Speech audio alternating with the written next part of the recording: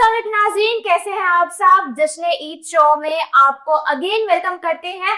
मेरी और red media circle की तरफ से आप सबको बहुत बहुत ईद मुबारक। मैं हूं आपकी मेजबान फरीहा मनसब और मेरे साथ हैं जी, मैं हूँ कामरान सिकंदर और आपको मेरी तरफ से भी और रेड मीडिया सर्कल की तरफ से ईद की खुशियाँ बहुत बहुत मुबारक हों। और जैसे कि आपको पता है कि आपके साथ हम ईद सेलिब्रेट कर रहे हैं with best celebrities of the world, हम यही कहेंगे। और आज भी हमारे साथ दुनिया की बेस्ट सेलिब्रिटीज मौजूद है जो कि किसी तारुफ की मोहताज नहीं। उनके साथ भी आप बातें करना चाहते हैं, उनके बारे में जानना चाहते हैं, मजीद उनसे इंटरेक्शन करना थे, तो आज के ही हमारे पहले गेस्ट हैं जनाब वो इतनी जबरदस्त सेलिब्रिटी हैं, इतने जबरदस्त आर्टिस्ट हैं कि मैं उनका दिल से फैन हूं। सिर्फ मैं नहीं, पूरा पाकिस्तान, पूरा एशिया, पूरी दुनिया उनकी फैन है। और उन्होंने जब गाया था लॉ लॉरे, तो वो लॉ लॉरे पूरी दुनिया में गूंजा और आज तक गूंज रहा है। जी, one and only Tariq ताफूर।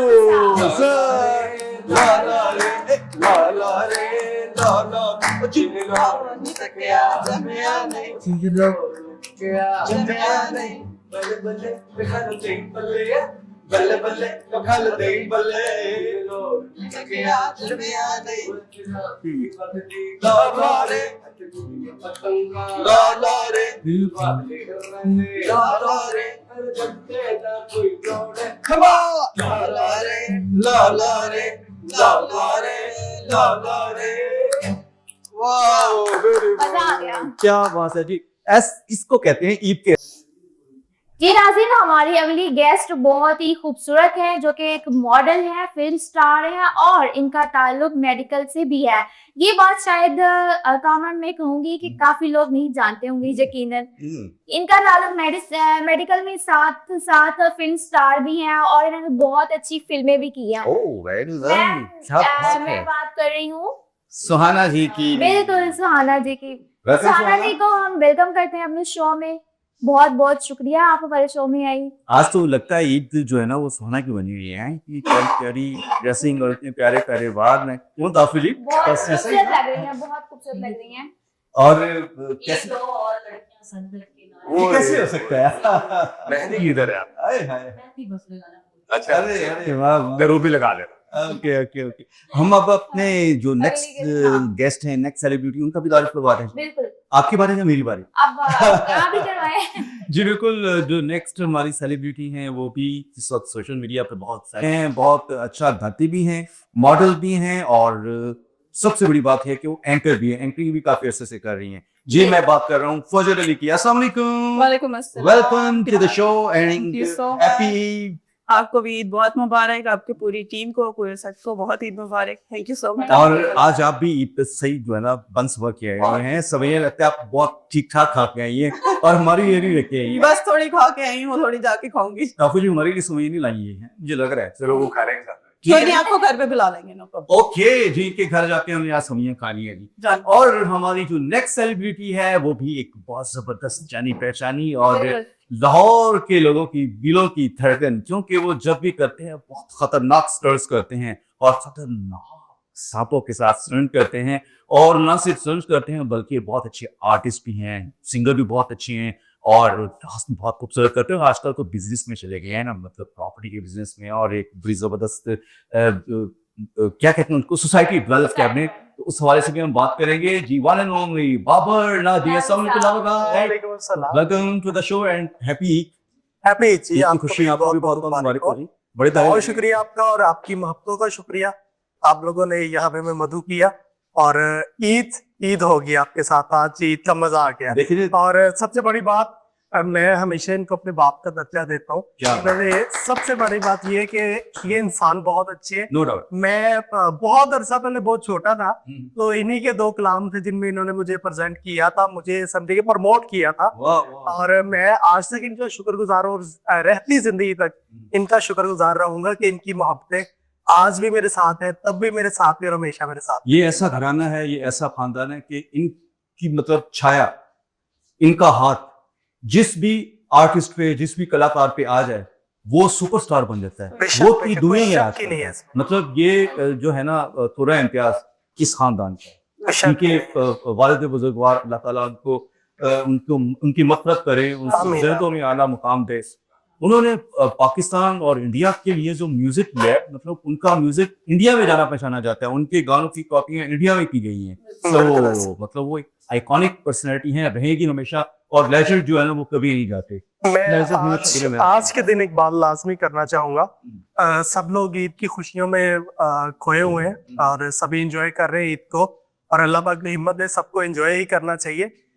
Tariq भाई वो इंसान है जिन्होंने बताया है कि बाप की मोहब्बत क्या है। ये बात ठीक है, हम हमेशा बात करते हैं, मैं हमेशा हर शो पे अपनी माँ की मोहब्बत के बारे में बात करता हूँ, माँ की अजमत के बारे में बात करता हूँ, लेकिन तारिक भाई ने साबित किया है कि बाप की शफकत, बाप की मोहब्बत क्या है।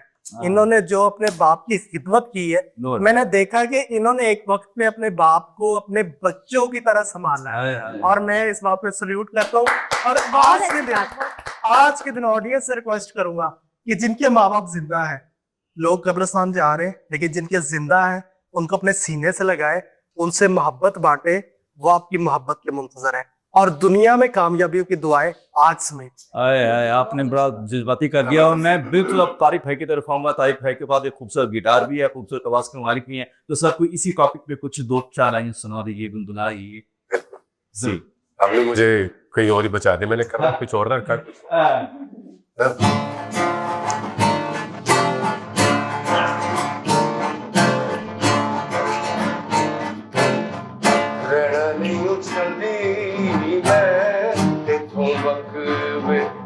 ਜਦੋਂ ਦੇ ਬਣਾਈ ਤੇਰੇ ਨਾਲੇ ਅੱਖ ਹੱਸਦੀ ਅੱਖਾਂ ਕਦੇ ਨਰਵਾਵੀ ਹੱਸਦੀ ਅੱਖਾਂ ਕਦੇ ਨਰਵਾਵੀ ਜਦੋਂ ਮਰ ਜਾਵਾਂ ਫਿਰ ਭੁੱਲ ਜਾ ਜਦੋਂ ਮਰ ਜਾਵਾਂ ਫਿਰ ਭੁੱਲ ਜਾ।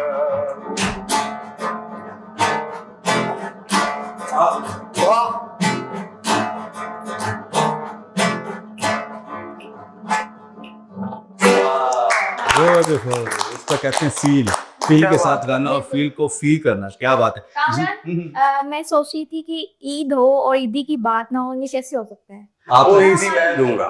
हम अरे ये ताफू भाई हमें ईदी मैं दूंगा अपने घर। अरे सरप्राइज। अच्छा मुझे बताएं, हमारा ये रेड स्टूडियो के red media? Red media circle. ठीक है। Red media circle. अच्छा आपने कहना है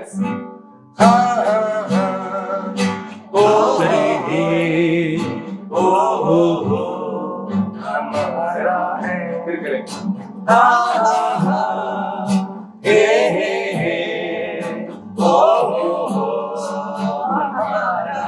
है red media, red media, red media हमारा है, red media, red media, red media तुम्हारा है। तू अगर क्या मिला कर जाऊं कहीं, बाजी में प्यार की हर न जाऊं कहीं। Everyone, red media, red media, red media हमारा है, red media, red media, red media हमारा है। अच्छी ईदी मिल गई मेरे से, क्या ख्याल है जी? रेड मीडिया को आपने इतना जबरदस्त ट्रिब्यूट पेश कर और क्या दिया। करें, म्यूजिक में इससे बड़ा गिफ्ट क्या हो सकता है? मैं कहता हूँ जी, इसे कहते हैं उस्ताद फैमिली। उस्तादों के उस्ताद, उस्तादों के उस्ताद, क्या बात सर। ये बैठे बैठे एक ही दम है, ये कैसे हो सकता है?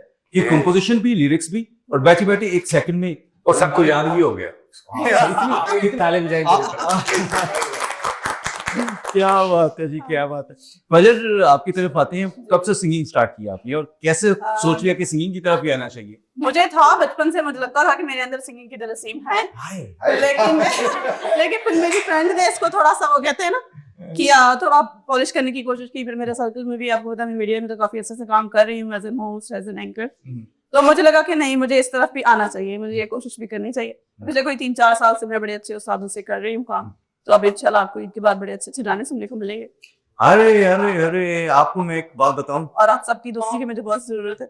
हाँ, इनके कदमों को छोड़े अगर आपने कुछ पाना है मैंने आधे साथ इनको सलाम किया हुआ है हाँ। मुझे इनसे आपको बताऊं जो हमारे सूरज साथ जी एक साथ और सूरज वो अदब का है। हाँ, बस ये अदब का सूरज है ना, हाँ, वो सबसे पहले बहुत जरूरी है ऐसे इतनी अच्छी बातें की मैं थोड़ी देर के लिए हाँ भाई ये काफी टाइम तक लगा वाले साहब वो सारा ट्रीटमेंट मेरे आंखों के सामने के लिए वो खुद खालिस है। मैं अपने हमेशा वाले साहब के लिए एक मैसेज देता हूँ कि इंसान दुनिया में 2 दफा पैदा होता है, एक दफा अपनी माँ की पेट से और दूसरा अपने बाप के बीच से। हाय हाय क्या बात क्या बात। तो अगर आप समझते हैं कि खुदा ने हमें अपना रूप दिया तो वो माँ बाप है। और अपने बच्चों का जो प्यार का मेडिकल स्टोर है वो माँ बाप है, जिसमें आपके बच्चों के दुख दर्दों की हर मेडिसिन क्या बात है। मेडिकल बात की मैंने तुम्हारे मेडिकल टर्म ने की है, मेडिकल की बात। अच्छा सुहाना जी, मेडिकल में आप मतलब कभी आपने बताया नहीं, हम तो आपको एज अ मॉडल और एक्ट्रेस और कई सारी आपने बताया नहीं, आपने बताया नहीं। ये जो खूबसूरती पाई है थी मेडिकल का काम तो मेडिकल में नसीब होती है क्योंकि खूबसूरत है और ये तो वैसे भी को देख के ठीक हो जाए। लेकिन क्या उनका फायदा खूबसूरत होना बड़ा जरूरी है क्या फायदा इससे खूबसूरती का जब हमें उन्हें सिस्टर ही कहना पड़ेगा। अच्छा एक चीज मैं इससे पूछना चाहता हूँ, गायनाकोलॉजिस्ट और दाई में क्या बात है? ये बताओ। हाँ जी। गायनाकोलॉजिस्ट तो पढ़ी लिखी डॉक्टर होगी और जो दाई है वो बेचारी गाँव में करती है, पर कोई नहीं वो तो जैसे एजुकेशन का है, एजुकेशन का है और एजुकेशन में तो एक फर्क होगा। मैं सच बताता हूँ हाँ। कि वो जो पढ़ी लिखी है वो बड़े सेफ हो जाता है। जो दाई दा दाल लग गया ठीक है मैंने दोनों का काम देखा हुआ अच्छा, क्या? देखा हुआ है, गायनाकोलॉजिस्ट कम देखा हुआ अच्छा। है। गायनाकोलॉजिस्ट जरा प्रोटोकॉल के साथ काम करते हैं और वो जो दाइयों से बेचारी वो गांव में जैसे भी वो अच्छा रिस्क होता है, वो रिस्क होता है। तो अच्छा कैसे हो सकता है जिसमें रिस्क बच्चे की जान खतरे में हो, तो फिर दाई लग गया। अच्छा देखो पढ़ लिख के दूध सीढ़ियां चढ़ के आते हैं हाँ, उसमें अपने difference जाते हैं उनका देखो खुदा ने डॉक्टरों को भी वली का दर्जा दिया, ऐसे तो नहीं है। बिल्कुल बिल्कुल, बड़ी बड़ी खूबसूरत बात कह रही है काफी नहीं है। बात की। अब मैं बाबर की तरफ आना चाहूंगी। अब मुझे ये बताएं कि सांपों को जंगलों से निकाल कर घर में लाने का ख्याल कैसे है? अरे मैं एक चीज वाजे करना चाहता हूँ, हमारे पाकिस्तान में अवेयरनेस की बहुत ज्यादा कमी है। यहाँ पे जिंदगी गुजर जाएगी लेकिन अवेयरनेस आना बहुत मुश्किल है। तो मैंने सोचा क्यों ना हमें पाकिस्तान में अवेयरनेस, क्योंकि मुझे एक शौक था। मेरा सबसे पहला ड्रामा था एनाकोलॉजी, तब मैं बचपन में था, बहुत छोटा। एनाकोलॉजी एनाकोलॉजी पीटीवी पे चलता इसका था। मतलब मुझे कि आपकी बड़ी काफी उम्र के हैं आप। लेकिन जी, लगते ही नहीं। अल्हम्दुलिल्लाह अल्हम्दुलिल्लाह, ये सब माँ बाप की दुआएं होती है, उनकी मोहब्बत होती है। आपका दिल साफ है ना, तो आपकी उम्र आपके चेहरे पे नहीं आएगी, ठीक है। और उसके बाद ये कि वो ड्रामा में स्टडी भी कर रहा था और ड्रामा में काम कर रहा था, लेकिन मुझे शुरू से सांपों का और खतरों से खेलने का बहुत शौक था। मैं इनके बारे में, तब हमारे पास वो बड़े डेस्कटॉप कंप्यूटर होते थे और इंटरनेट केबल PTCL के साथ लगती, तो उसमें सांपों को सर्च करता रहता।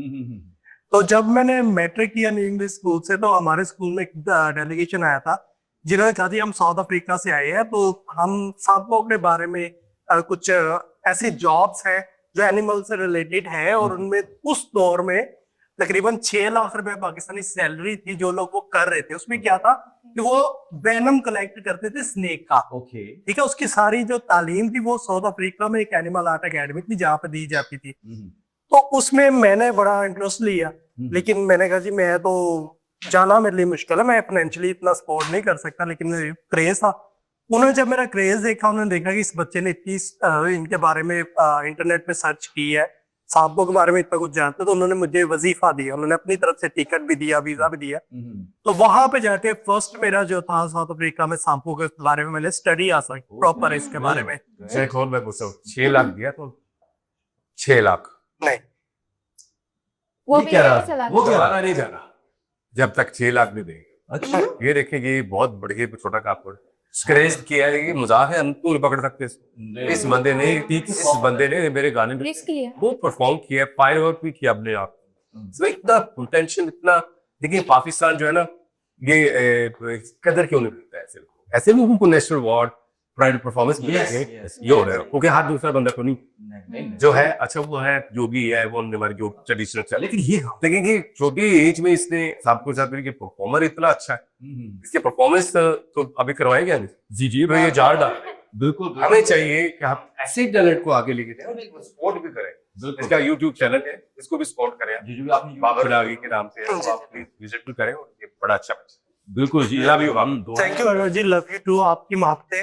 तो वहां से मुझे ये कि इनके बारे में एजुकेशन हासिल हुई, मैंने पढ़ा इनके बारे में, मुझे पता लगा कि सांप सारे जहरीले नहीं होते। अल्लाह पाक ने अगर किसी भी मखलूक को बनाया तो किसी मकसद से बनाया। एक मच्छर मक्खी भी बनाई है तो उसका मकसद है वो इंसानी फायदे के लिए, जहाँ नुकसान के लिए ज्यादा, हर चीज फायदे के लिए। अब फायदा क्या था, 75% स्नेक्स नॉन वेनमस है जिनमें जहर ही नहीं है, और हम यहाँ पे किसी भी सांप को देख के मार रहे हैं और कहते हैं दुनिया का सब कुछ जहरीला सबसे है जो मैं मार और वो सोशल मीडिया वीडियो और इतने जुल्म से मारते, आग लगा के जला देते हैं सांपों को। और वो सांप हम इंसानों के दोस्त होते हैं। आपके गंदम के खेत में रूटन्स होते हैं, चूहे जो नीचे रूट्स बनाते हैं और वो गंदम खाते हैं, लेकिन वो जो नीचे रूट्स बनाते हैं गंदम, और वो इस तरह का नीचे माहौल कर देते हैं कि जो गंदम की जड़ें होती है ना वो फैलती है और गंदम ज्यादा तादाद के ऊपर उगती है, ठीक है। और काफी उन चूहों की तादाद जब बहुत ज्यादा बढ़ने लगती है कि वो पूरी गंदम पे हमला करने वाले होते हैं, तो ये सांप उन चूहों को खाते हैं और उन्हीं की बिल में जाके बैठ जाते हैं। इनमें जहर नहीं होता, इन्हें रेड स्नेक कहा जाता है, लेकिन हमारे यहाँ उन सांपों को देखते ही मार दिया जाता है, जिसकी वजह से सांपों की तादाद कम हो जाती है, चूहे ज्यादा आ जाते हैं और हम लोग स्प्रे करते हैं अपनी खेतों पर। स्प्रे जो है वो हम इंसानों के लिए नुकसानदेह, जिसकी वजह से आज के दौर के जो बच्चे हैं या जो नौजवान नस्ल है उनकी जिंदगी बहुत कम हो चुकी है। कोई गुर्दों का पेशेंट है, कोई ब्लड प्रेशर का पेशेंट है, ये सारा जो मामला है ये कुदरत से खेलने का आदि है। अपने दोस्तों को निकालो वो दिखाओ किधर बैठ उधर बिल्कुल, मैं आपको बताता हूँ, मेरे पास ये जो है ये इंडियन रॉक पाइथन इसे कहा जाता है और ये इंडिया की ब्रीड है, पाकिस्तान में बहुत ज्यादा पाया जाता है। ये नॉन वेनमस स्नेक, इसमें जहर नहीं होता, ये इंसान दोस्त सांप है, ठीक है। ये बिल्कुल ही जहरीला नहीं होता, ठीक है। हमारे यहाँ इनको देख के मार दिया जाता है, लोग बड़े शौक से वीडियो लगाते हैं सोशल मीडिया पे, मैं एडा बड़ा सांप मारता हूं, पता नहीं कितने बंदे खा जाने से, बहुत जहरीला सांप है, लेकिन बिल्कुल भी सांप जहरीला नहीं होता, बहुत ही। और इसको इसका नाम क्या बोला? ये Indian rock Python, Indian rock Python. Python जितने भी होते हैं अच्छा, ये बताएं, ये आपको पहचानते हैं, इसको अपने मालिक की पहचान है? बिल्कुल, जो पाइथन स्नेक जितने भी, पाइथन में बहुत सारी नस्लें हैं, ठीक है। पाइथन हर मुल्क में जिस जगह पे सांप रहते हैं उस जगह के मुताबिक वो अपनी रूप को, रंगत को ढाल लेते हैं, ठीक है। ये मिट्टी में रहता है, दरिया के किनारे रहता है, तो ये मिट्टी के साथ अपना कलर इसने जो है वो उस तरह का कर लिया और इसको इंडियन रॉक पाइथन कहा जाता है। और ये सांपों में जो पेट स्नेक गोरे भी रखते हैं वो सिर्फ पाइथन है। पाइथन जो है वो अपनी फैमिली को पहचानता है, अपने घर को पहचानता है। अगर एक दफा ये आपका पेट बन गया तो दोबारा ये इंसानों पे कभी हमला नहीं करता, किसी भी इंसान को, किसी भी इंसान पे ये हमला नहीं करता। हाँ, और दूसरा, जैसे आप घर में डॉग रखते हैं, वो आपके बच्चों के पास कोई बाहर का इंसान आए, उनको छूने की कोशिश करे तो लोग उस पर अटैक करते हैं। ऐसे ही पाइथन स्नेक है जो कि मेरे घर में मेरे बच्चों के साथ ये खेलते हैं। अगर बाहर का कोई भी बंदा आ जाए तो ये सांप मेरे बच्चों के पास उस शख्स को नहीं आने से। आप बिल्कुल बता रहे हैं, वो क्या बात है, मतलब समझदार सांप है ये। बिल्कुल बिल्कुल। और इसको अवार्ड मिला जी इस सांप को पाकिस्तान का सबसे लविंग पेट और साफ सुथरा सांप, जिसमें बैक्टीरिया नहीं है, फुल वैक्सीनेशन इसकी करवाई है, फुली हाइजीनिक सांप है ये। बिल्कुल। अच्छा जी, सांपों की हम बात जारी रखेंगे, लेकिन एक छोटी सी ब्रेक का वक्त है, तो नाज़रीन हम ब्रेक के बाद दोबारा हाजिर होंगे। आपने कहीं नहीं जाना, stay tuned and keep watching red media circle.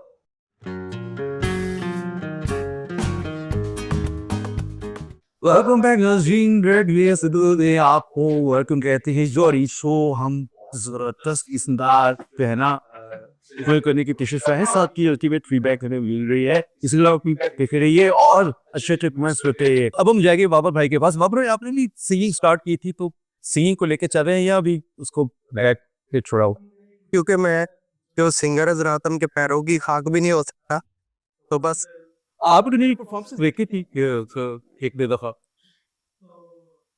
ये तारक भाई ने जब हमारे सामने आ जाते हैं, मैं सारी चीजों को हाथ में खो ये था। ओके जी, फजर अली, अब जो है ना स्टेज आपके पास है। सही, बिल्कुल। आपको और बाकी सबको भी पता है कि गाना गाना बहुत मुश्किल है और सीखने का जो अमल है वो सारी जिंदगी जारी रहता है। तो मैं अपने आप को कहती हूँ कि मैं तो अभी बहुत छोटी स्टूडेंट हूँ, लेकिन मैं कोशिश करूंगी आपकी इजाजत से। मैडम जी का गाना है। घर में चले जाना। मैडम जी का गाना। तू जो मेरे हमेशा कोल रवे, तू जो मेरे हमेशा कोल रवे, ते मैं दुनिया नू कह दवा परे परे, दिल दे के दुनिया तो कौन डरे, दिल दे के दुनिया तो कौन डरे, प्यार मेरी जिंदगी है और मेरे कोल की है, दस मैनू मैं की करा, कोल तेरे आ गईया लगिया ने भाग गईया, मर जाऊंगी तेरे बिना, तू जो मेरे हमेशा कोल रवे, ते मैं दुनिया नू कह दवा परे परे, दिल दे के दुनिया तो कौन डरे, दिल दे के दुनिया तो कौन डरे, वेखी ना प्यार हारे सुनदे ने लोग सारे, मैं तेरी दिल भी तेरा, होड़ मेरे प्यार दिए मेरी भी है खुशी है, मर के नहीं होना जुदा, तू जो मेरे हमेशा कोल रवे, ते मैं दुनिया नू कह दवा परे परे, दिल दे के दुनिया तो कौन डरे, दिल दे के दुनिया तो कौन डरे।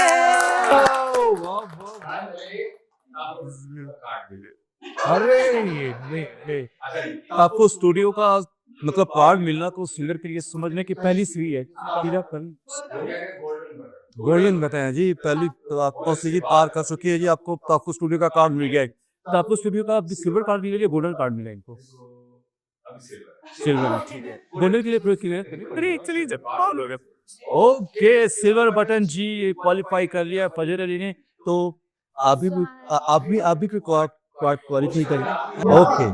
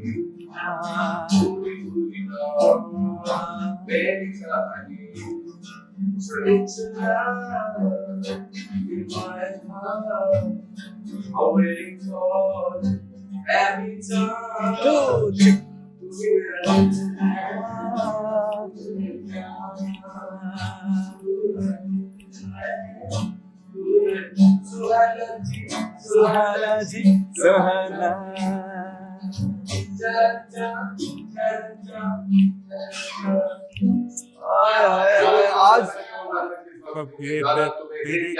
सुहाना के लिए है जो, अरे गाना सुहाना को आज इस लाइव ईद शो में पता नहीं क्या क्या सरप्राइजेज जो है ना वो इन्फ्लुएंस हो रहे हैं। कार्ड दे हाँ, एक सबको मिल रहा है कार्ड। कार्ड यहाँ पे। हाँ, अच्छा काफू भाई, इनको कौन सा कार्ड मिलता है? एटीएम कार्ड, और उस एटीएम कार्ड में क्रेडिट कितना होगा? 0 बैलेंस। भर के इसने वापस कर भर के वापस करने हो? इंशाल्लाह। ओके अच्छा ओके। कामरान, मैं बाबा से पूछना चाहूंगी, इन्होंने कहा कि कुछ सांप जहरीले होते हैं और कुछ में जहर नहीं होती, जो जहरीले होते हैं उनका क्या फायदा होता है? जी बिल्कुल, बहुत अच्छा आपने सवाल किया और मैं लोगों को बताना चाहूंगा, जो जहरीले सांप है जिनमें जहर पाया जाता है वो अपने शिकार को, हाँ, वो मैं हमें दिखाता भी हूँ। वो सांप अपने जहर से अपने शिकार को मारते हैं और निगलते हैं। जब अगर उनका शिकार उनके डसने के बाद निकल गया तो उन सांपों के लिए शिकार करना मुश्किल हो जाता है। ये जहर उनके लिए इतना कीमती होता है, अगर उसको नहीं खाते तो शिकार को तो इनका बाद में जहर बनना बहुत मुश्किल हो जाता है और फिर बहुत सारे सांप मारे जाते हैं। अब इसका फायदा क्या है? सांप के जहर से दुनिया के महंगे तरीन मेडिसिन बनते हैं। वैक्सीनेशंस बनते हैं। जी बिल्कुल, जैसे सबसे ज्यादा कैंसर का जो मेडिसिन है उसमें अभी लास्ट टाइम मेरे कजन थे तो उनके वाले साहब को कैंसर हुआ, तो वो मुझे बता रहे थे कि यार 45,000 रुपए का एक इंजेक्शन मिल रहा है और मैं बड़ा परेशान हूँ कि मैं ये कैसे अफोर्ड करूं, और उनको 1 मंथ में 4 इंजेक्शन ये लगने हैं, ठीक है वाले साहब को। और मैं इतना परेशान हुआ कि यार इतना अरसा हो गया, मैं पाकिस्तान में चीख चीख के थक गया हूँ कि पाकिस्तान में आप लॉटरीज बनाए, वहां पे कलेक्ट करे वेनम, और सबसे ज्यादा वो वेनम और वो स्नेक पाकिस्तान और इंडिया में पाया जाता है, जिसके जहर से ये कैंसर का मेडिसिन बनता है, जो कि बाहर से इतना महंगा मंगवाया जाता है। और पाकिस्तान से लोग इस जहर को ब्लैक में बाहर सेल करते हैं, जो कि आज की इन दिनों की जो रिपोर्ट है उसके मुताबिक 65 लाख रुपए ग्राम वो जहर सेल किया जाता है, ठीक है। ये लेकिन ब्लैक कोबरा का, नहीं, इसमें है कॉमन क्रेट स्नेक। अच्छा वो पाकिस्तान में पाया जाता है। पाकिस्तान में वो सबसे ज्यादा पाया जाता है और सबसे ज्यादा उसी को मारा जाता है। अच्छा और एक दफा में वो कितने ग्राम जहर निकालता है? वो ग्राम नहीं, उसके 1 से 2 बूंद होती हैं, लेकिन जितने वो पाकिस्तान में सांप पाए जाते हैं, अगर उसकी फार्मिंग की जाए तो वो डेली का कई ग्राम जहर यहाँ पे कलेक्ट कर सकते हैं, और बहुत सारे लोग ये ब्लैक में कर रहे हैं। अच्छा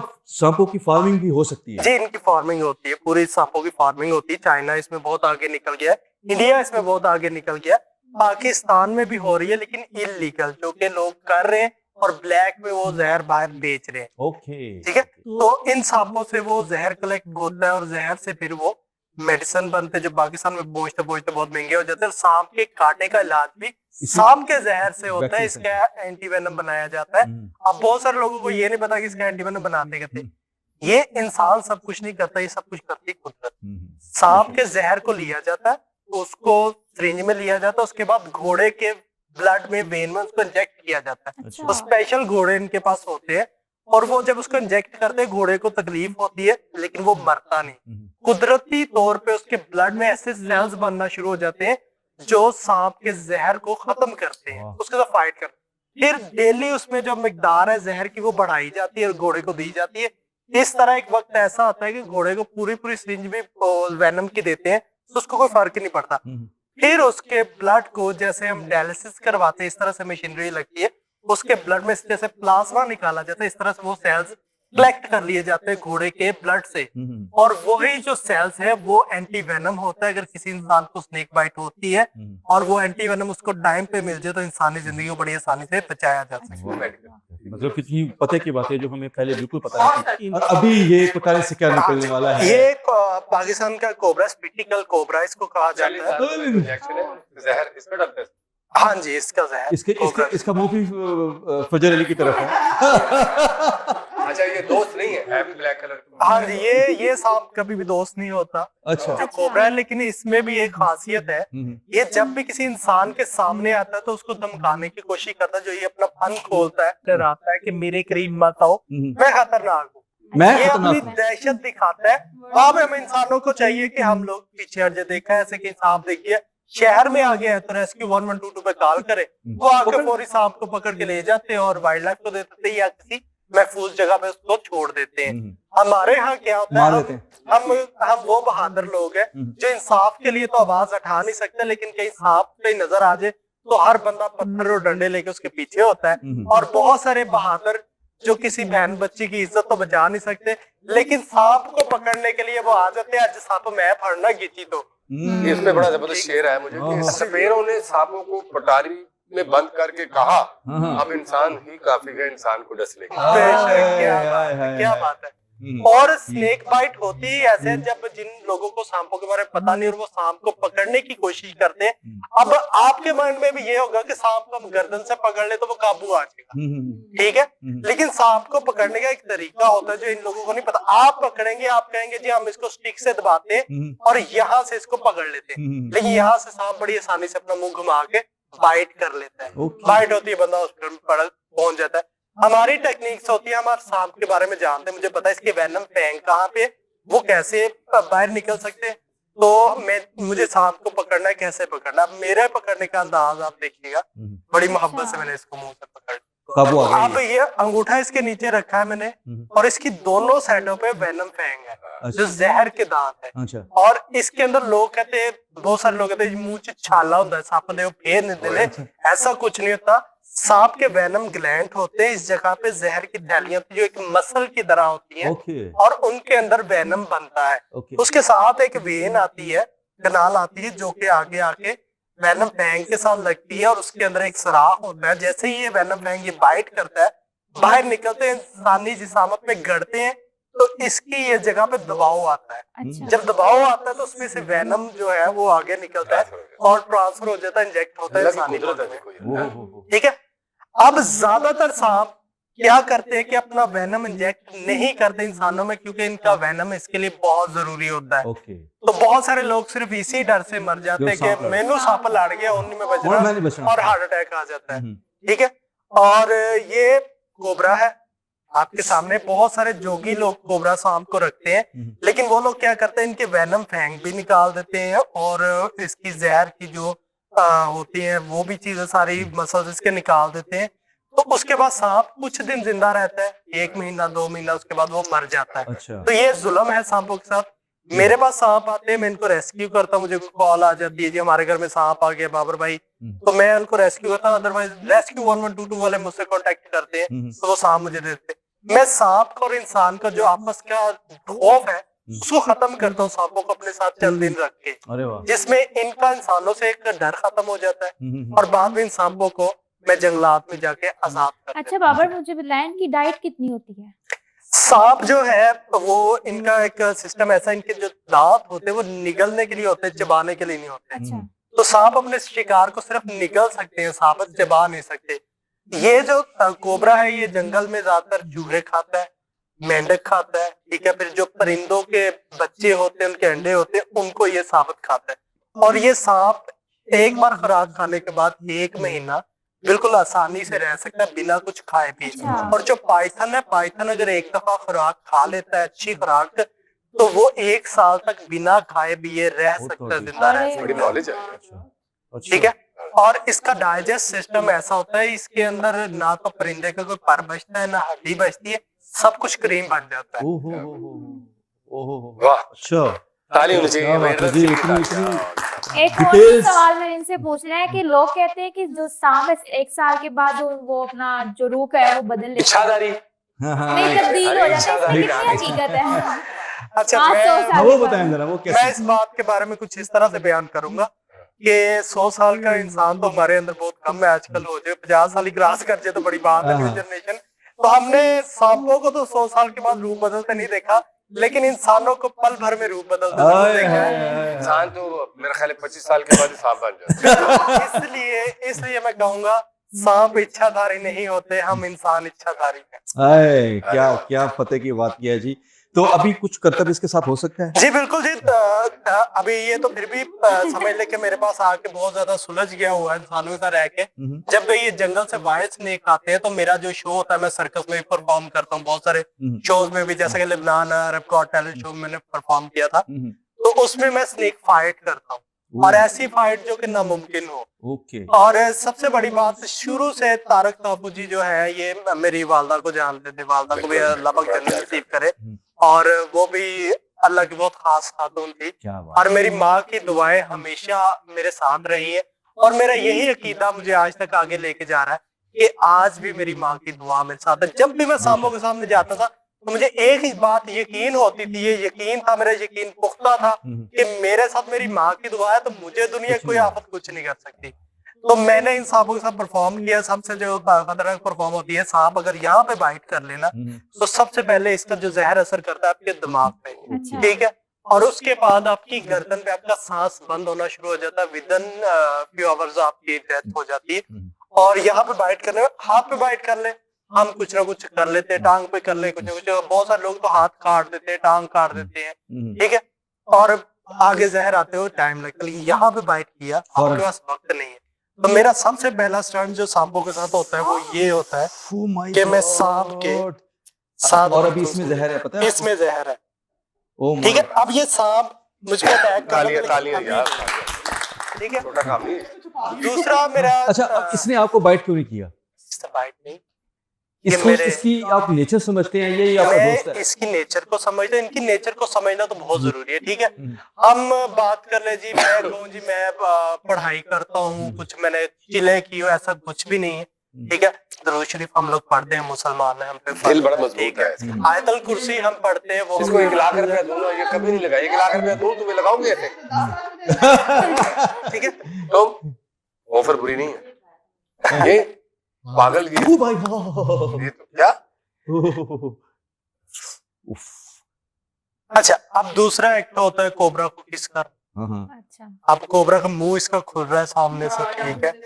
यहाँ पे इसने बाइट की हाँ तो गया तो विद इन फ्यू सेकंड्स में वो अल्लाह डोली बन जाऊंगा, होंठ मेरे मोटे हो जाएंगे, ठीक है। बाकी का हम बात का, ठीक है। अच्छा लेकिन ये स्टांस मेरा रीजन नोटली ये है, मेरी शोहरत जो अल्लाह ने मुझे दी वो इन्हीं से वाबस्ता है, तो मैं इनसे मोहब्बत भी करता हूँ, इनकी कदर भी करता हूँ। काम कोई भी हो, अपने काम से आप मोहब्बत करेंगे तो अल्लाह पाक आपको कामयाबियों से नवाजता है, ठीक है। बिल्कुल। मैं बहुत छोटा सा फनकार हूँ, लेकिन मेरे रब ने इसी से मुझे पहचान दी, इसी की वजह से मैंने ड्रामों में एज अ एक्टर परफॉर्म किया, दुनिया को अल्लाह ने बड़ी इज्जत तारक ताफू जैसे उस्ताद की मोहब्बत समेटी, इनके सामने बैठना ही बहुत बड़ी अजाज की बात है, ठीक है। मैं यहाँ पे इनके सामने बैठ रहा हूँ, मेरे पाँव हाथ टांगे कांपती है कि मैं इनके कदमों में बैठूं, मुझसे नहीं बैठा जा रहा, ठीक है। मैं सांपों के साथ खेलने वाला इंसान, इन्होंने मुझे फनकार बनाया था जब अपने इन्होंने कलाम में मुझे लिया था और दुनिया को बताया कि एक सांपों से खेलने वाला आर्ट कर सकता है, दुनिया को अपना टैलेंट दिखा सकता है, बड़ा ठीक अच्छा है। किया। और उसके बाद अल्लाह पाक ने ऐसा मेरा बाजू पकड़ा कि कि बाबर मैंने नागी बाबर बाबर नागी नागी बाबर नागी हूँ। अब आपने इसकी किस करनी है। हाँ जी बिल्कुल। अरे 1 2 3 दिल थाम के बैठ जाइए नाज़रीन। अरे जियो बाबा, वाह वाह वाह वाह, क्या बात। शर्मा गया। अच्छा, मैं ऑडियंस को बताना चाहता हूँ, अगर आप लोग मेरी परफॉर्मेंस और शोज देखना चाहते हैं, आपने यूट्यूब पे सर्च करना है बाबर नागी, तो आपके आगे एक चीज लिखी है कि बाबर नागिन अरब गॉट टैलेंट शो, जो कि लेबनान में हुआ था। तो वो लाजमी आप देखिए कि जिसमें मैंने स्पिटिंग किंग कोबरा को मुंह के साथ उठाया था और उन लोगों ने मुझसे एग्रीमेंट करवाया था कि अगर तुम्हारी डेथ हो जाती है तो हम जिम्मेदार नहीं है। और जब मैं वहां पे चला गया तो मेरा फर्स्ट टूर था वो, इसके बाद साउथ अफ्रीका के बाद, कि मैं किसी शो में परफॉर्म कर रहा हूँ और दुनिया का बड़ा शो माना जाता है अरब गॉट टैलेंट शो, और वहां पे जहाँ पे पूरी दुनिया से लोग आते हैं वहां पे परफॉर्म कर रहा था। तो मैं एक दफा तो कांप चुका था कि मेरे सामने स्पिटिंग किंग कोबरा थे। स्पिटिंग किंग कोबरा दुनिया के जहरीले सांप है, और उस सांप को मैंने मुंह के साथ पकड़ना था और उनके साथ चैलेंज तय हुआ था। और मैंने वहां पे, मेरे पेट नहीं थे, हमें इजाजत नहीं होती सांप बाहर लेके जाने की। और उन लोगों ने कहा कि हमारे सांप को अगर कोई नुकसान हुआ, उसका एक भी दांत भी टूटा या उसको कोई तकलीफ हुई तो उसका पर्चा अलहदा से आपके ऊपर होगा, ठीक है। और मैं जब गया, मेरा दिल धड़क रहा था, वो वीडियो आप लोग देखेंगे यूट्यूब पे नजर आती है। तो मैंने उस सांप को मुंह के साथ पकड़ा और मेरे सामने एक ही चीज थी कि मैं पाकिस्तान से आया हूँ, मुझे अपने वतन का नाम रोशन करना है। यहाँ पे पूरी दुनिया ने यहाँ पे देखना, आज यहाँ पे हार नहीं है, जान जाती है तो जाए, हारना नहीं है। और मेरी माँ जो है वो मेरे लिए दुआ कर रही है कि उसका बेटा पाकिस्तान से बाहर गया और मौत के साथ खेल। और मैंने वहां पे विद इन फ्यू सेकंड उस स्पिटिंग किंग कोबरा को मुंह के साथ उठाया और वहां की जो ज्यूरीज थे, जज थे, वो उठ के खड़े हो गए थे, ऑडियंस खड़ी हो गई थी और ये शो पूरी दुनिया में देखा गया। Beautiful beautiful. और जिन्हें लौटी तकिया जमे